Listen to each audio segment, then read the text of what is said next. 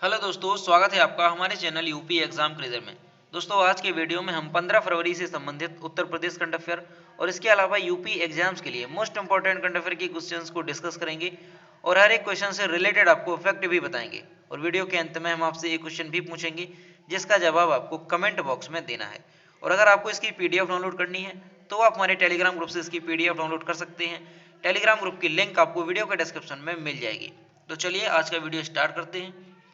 पहला क्वेश्चन है, हाल ही में उत्तर प्रदेश के किस शहर में शहीद स्मारक पार्क बनाए जाने की घोषणा की गई?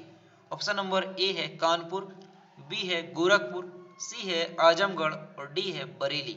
तो इसका जो करेक्ट आंसर है वो है ऑप्शन नंबर बी, गोरखपुर।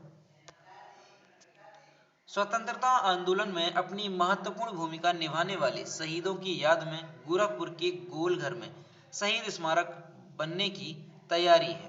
यह स्मारक पार्क करीब 2.5 एकड़ जमीन पर बनाया जाएगा।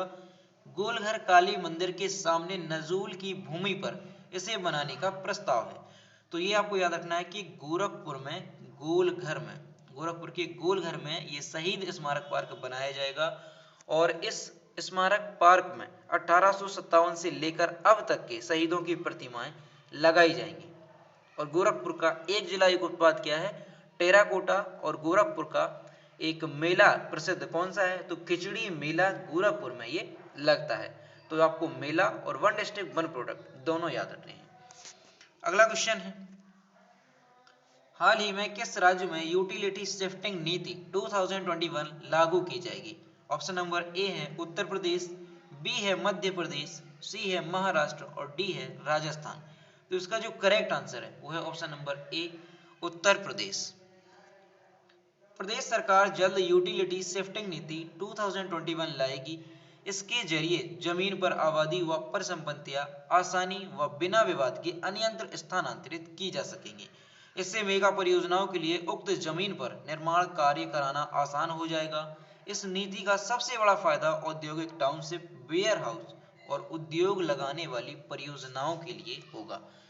और ये जो यूटिलिटी शिफ्टिंग नीति है इसके तहत होगा क्या? तो जमीन पर आबादी व परिसंपत्तियां आसानी व बिना विवाद के एक स्थान से दूसरे स्थान पर इसे स्थानांतरित किया जा सकेगा। जैसे अचल संपत्तियां हैं, बिजली है, ट्रांसमिशन व डिस्ट्रीब्यूशन की लाइनें हैं, पोल है, टेलीफोन पोल है, सरकारी व निजी भवन है, पंचायती भवन है और यह स्कूल है। तो इन्हें एक जगह से दूसरी जगह शिफ्ट करने में बहुत ज़्यादा समस्या होती थी, लेकिन इस नीति के आने से ये समस्या दूर हो जाएगी और इन्हें बिना विवाद के और आसानी से एक जगह से दूसरी जगह शिफ्ट किया जा सकेगा। तो बात उत्तर प्रदेश की है, तो उत्तर प्रदेश से संबंधित कुछ इंपॉर्टेंट फैक्ट देखते हैं जो कि एग्जाम्स में पूछे जाते हैं। उत्तर प्रदेश का पूर्व नाम क्या है? संयुक्त प्रांत, और इसे यूनाइटेड प्रोविंस भी कहते हैं। उत्तर प्रदेश के प्रथम राज्यपाल कौन थे? तो सरोजिनी नायडू उत्तर प्रदेश की प्रथम राज्यपाल थी। उत्तर प्रदेश के प्रथम मुख्यमंत्री कौन थे? तो पंडित गोविंद वल्लभ पंत उत्तर प्रदेश के पहले मुख्यमंत्री थे। उत्तर प्रदेश में एक प्रसिद्ध राष्ट्रीय उद्यान कौन सा है? दुधवा राष्ट्रीय उद्यान। ये एकमात्र राष्ट्रीय उद्यान है उत्तर प्रदेश का और ये मोस्ट इंपॉर्टेंट है, कई बार एग्जाम्स में पूछा भी गया है। उत्तर प्रदेश के प्रथम कृषिगत उत्पादन अगर देखा जाए तो गेहूं, गन्ना, आलू, दूध, जौ, मसूर, आम और आंवला के क्षेत्र में उत्तर प्रदेश पहले स्थान पर आता है, यानी कि इनके उत्पादन में उत्तर प्रदेश प्रथम स्थान पर है। उत्तर प्रदेश के प्रसिद्ध मेले कौन कौन से हैं? तो बटेश्वर मेला ये आगरा में लगता है, नौचंदी मेला ये मेरठ में लगता है, देवी पाटन मेला ये बलरामपुर में लगता है, गंगा महोत्सव वाराणसी में लगता है, खिचड़ी मेला गोरखपुर में अभी हमने आपको बताया, और रामनवमी मेला ये अयोध्या में लगता है। और उत्तर प्रदेश के कई सारे मेले हैं और वो सभी इंपॉर्टेंट हैं। तो इसके लिए हमने वीडियो भी बनाया है और हमने आपसे कल भी कहा था कि हमारे चैनल की प्लेलिस्ट में जाकर आपको वो वीडियो मिल जाएगा उत्तर प्रदेश के प्रमुख मेले से संबंधित, और उससे हमने एक एनिमेशन आधारित ट्रिक के माध्यम से बताया है जिसे आप एक बार देखेंगे तो निश्चित रूप से आप उसे कभी नहीं भूल पाएंगे, ये मैं निश्चित रूप से कह सकता हूँ। तो आप लोग उस वीडियो को एक बार जरूर देखें। अगला क्वेश्चन है, उत्तर प्रदेश के किस शहर में नया एयरपोर्ट टर्मिनल बनाया जाएगा? ऑप्शन नंबर ए है आगरा, बी है नोएडा, सी है चित्रकूट और डी है वाराणसी। तो इसका जो करेक्ट आंसर है वो है ऑप्शन नंबर सी, चित्रकूट। धर्मनगरी चित्रकूट में हवाई अड्डे की विस्तारण विस्तारीकरण का काम तेजी से चल रहा है। इन दिनों नए एयरपोर्ट, टर्मिनल और दूसरे रनवे का काम हो रहा है। इस गति से काम चलता रहा तो 4 माह बाद यानी जुलाई तक यह पूरा तैयार हो जाएगा। इसके बाद बड़े हवाई जहाज भी उतर सकेंगे। तो ये जो चित्रकूट में हवाई अड्डा बन रहा है, ये बड़े हवाई जहाज़ों को उतारने के लिए बनाया जा रहा है और ये काम जुलाई तक अगर पूरा हो जाएगा तो इसके बाद जो है बड़े हवाई जहाज भी उतारे जा सकेंगे यहाँ पे। तो चित्रकूट का एक जिला एक उत्पाद क्या है? लकड़ी के खिलौने। और चित्रकूट में एक प्रसिद्ध मेला कौन सा लगता है? रामायण मेला। ये चित्रकूट में लगता है, तो ये भी आपको याद रखना है। अगला क्वेश्चन है, फरवरी 2021 में कांग्रेस ने किसी राज्यसभा में, यहाँ पर दोस्तों किसे राज्यसभा में विपक्ष के नेता के रूप में नामित किया है? ऑप्शन नंबर ए है प्रियंक एम खड़गे, बी है अहमद पटेल, सी है मल्लिकार्जुन खड़गे और डी है दिनेश राव। तो इसका जो करेक्ट आंसर है वो है ऑप्शन नंबर सी, मल्लिकार्जुन खड़गे। कांग्रेस ने मल्लिकार्जुन खड़गे को राज्यसभा में विपक्ष के नए नेता के रूप में नामित किया है। गुलाब नबी आजाद का कार्यकाल 15 फरवरी 2021 को समाप्त हो रहा है। कांग्रेस अध्यक्ष सोनिया गांधी ने उच्च सदन के अध्यक्ष वेंकैया नायडू को श्री आजाद के प्रतिस्थापन के बारे में सूचित किया है। तो अभी जो राज्यसभा में विपक्ष के नेता हैं वो कौन है? तो गुलाब नबी आजाद ये वर्तमान में विपक्ष के नेता हैं राज्यसभा में, लेकिन इनका कार्यकाल 15 फरवरी 2021 को समाप्त हो जाएगा और अब जो राज्यसभा में विपक्ष के नेता हैं वो कौन होंगे? तो मल्लिकार्जुन खड़गे राज्यसभा में विपक्ष के नए नेता के रूप में चुने गए हैं। तो ये क्वेश्चन भी इंपॉर्टेंट है, ये भी एग्जाम में पूछा जाता है कि राज्यसभा में विपक्ष के नेता कौन है। तो आपको याद रखना है कि मल्लिकार्जुन खड़गे अब राज्यसभा में विपक्ष के नेता चुने गए हैं। अगला क्वेश्चन है, हाल ही में किसने अपनी आत्मकथा अनफिनिश्ड ए मेमोयर का विमोचन किया है? ऑप्शन नंबर ए है प्रियंका चोपड़ा, बी है आलिया भट्ट, सी है सलमान खान और डी है अक्षय कुमार। तो इसका जो करेक्ट आंसर है वो है option number A, Priyanka Chopra.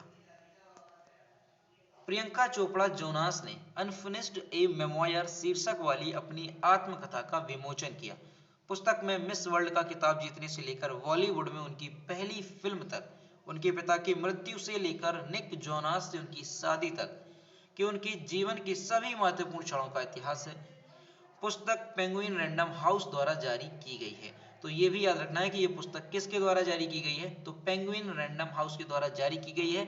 और अनफिनिश्ड ए मेमोयर ये पुस्तक किसकी आत्मकथा है? तो प्रियंका चोपड़ा की ये आत्मकथा है। तो ये भी याद रखना है। अगला क्वेश्चन है, हाल ही में केरल सरकार ने कौन सा मिशन शुरू किया है? ऑप्शन नंबर ए है केरल रोजगार मिशन, बी है केरल ज्ञान मिशन, सी है केरल बालिका सुरक्षा मिशन और डी है केरल किसान मिशन। तो इसका जो करेक्ट आंसर है वो है ऑप्शन नंबर बी, केरल ज्ञान मिशन।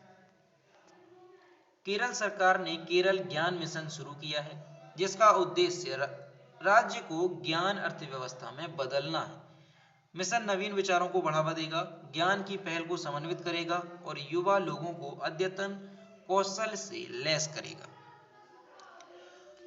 अब यहाँ पर केरल की बात है तो केरल के बारे में जान लेते हैं। ये है मैप में केरल। केरल की कैपिटल है तिरुवनंतपुरम। केरल के चीफ मिनिस्टर हैं पिनरई विजयन और केरल के गवर्नर हैं आरिफ मोहम्मद खान।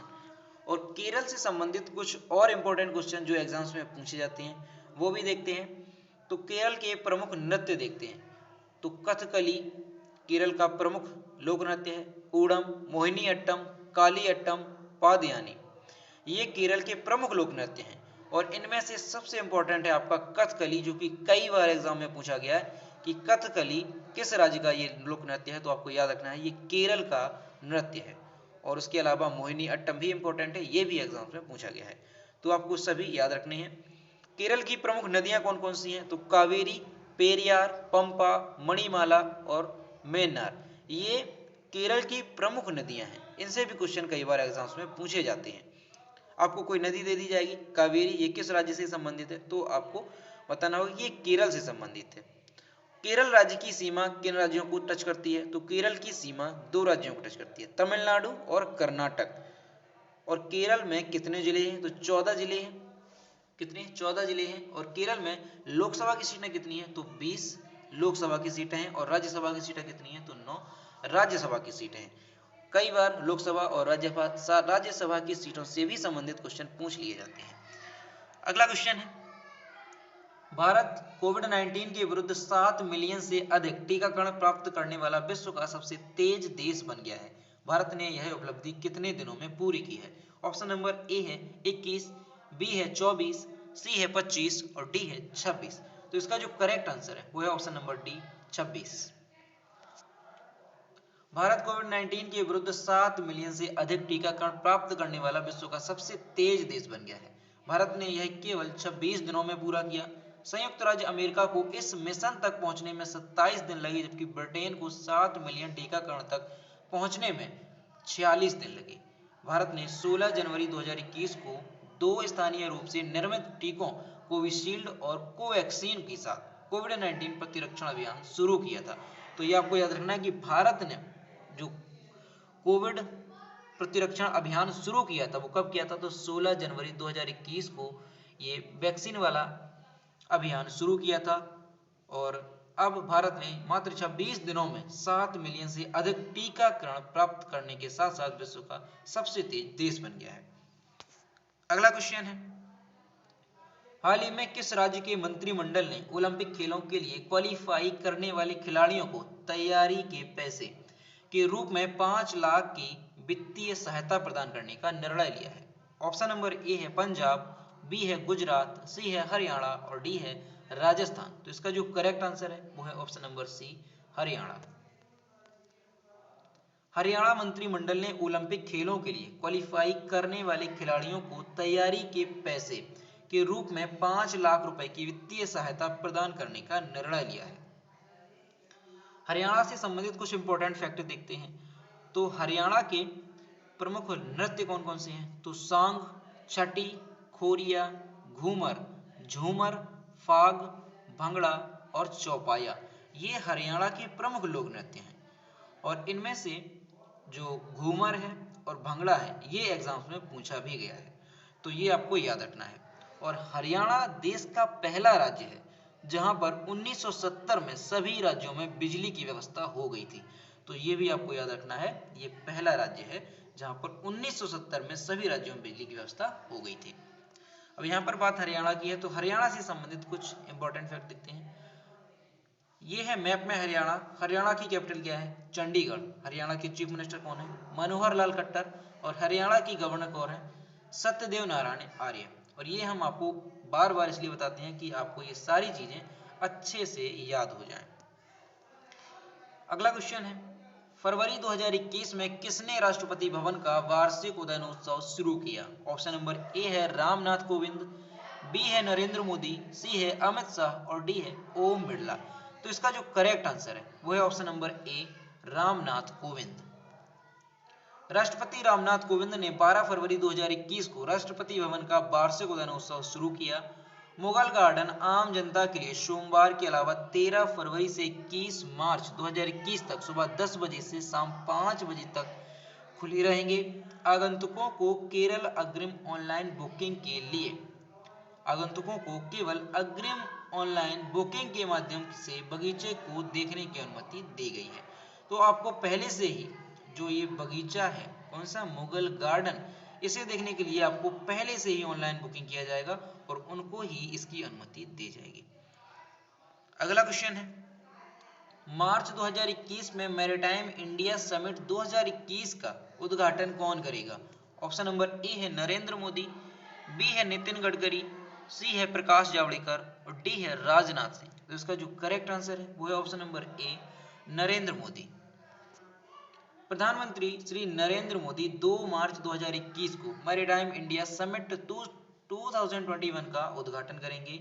यह 2 से 4 मार्च 2021 तक आयोजित की जाएगी। तो आपको याद रखना है कि यह जो मैरीटाइम इंडिया समिट 2021 है ये 2 मार्च से लेकर के 4 मार्च तक आयोजित की जाएगी और इसका उद्घाटन कौन करेगा, तो प्रधानमंत्री नरेंद्र मोदी इसका 2 मार्च को उद्घाटन करेंगे। तो दोस्तों ये थे 15 फरवरी से संबंधित उत्तर प्रदेश करंट अफेयर और इसके अलावा यूपी एग्जाम्स के लिए मोस्ट इंपोर्टेंट करंट अफेयर के क्वेश्चंस जो कि हमने डिस्कस किए। अब हम देखते हैं पिछले वीडियो का क्वेश्चन जो हमने आपसे पूछा था।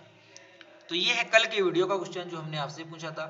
भारतीय कुश्ती महासंघ ने हाल ही में किन 2 पहलवानों को वार्षिक अनुबंध से बाहर कर दिया है? तो इसका जो करेक्ट आंसर था वो ऑप्शन नंबर ए था, सुशील कुमार और साक्षी मलिक। तो इसका कई स्टूडेंट्स ने सही जवाब दिए और मैं फिर से कहता हूं कि जो भी क्वेश्चन आपसे पूछा जाए आप लोग उसका आंसर जरूर किया करो। तो ये है आज का क्वेश्चन। हाल ही में किसने भारत का पहला डीजल ट्रैक्टर जिसे सीएनजी में परिवर्तित किया है को औपचारिक रूप से लॉन्च किया है? ऑप्शन नंबर ए है राजनाथ सिंह, बी है नितिन गडकरी, सी है निर्मला सीतारमण और डी है पीयूष गोयल। तो इसका जो भी करेक्ट आंसर है वो आपको कमेंट बॉक्स में बताना है और आप लोग आंसर जरूर किया करो। तो दोस्तों आपको अगर आज का वीडियो पसंद आया हो तो इसे लाइक जरूर करें, शेयर करें और अगर चैनल पर नए हैं तो चैनल को सब्सक्राइब करना ना भूलें। साथ ही बेल आइकन को भी प्रेस करें ताकि टाइम टू टाइम नोटिफिकेशन आप तक पहुंचता रहे। तो मिलते हैं नेक्स्ट वीडियो में। Thank you.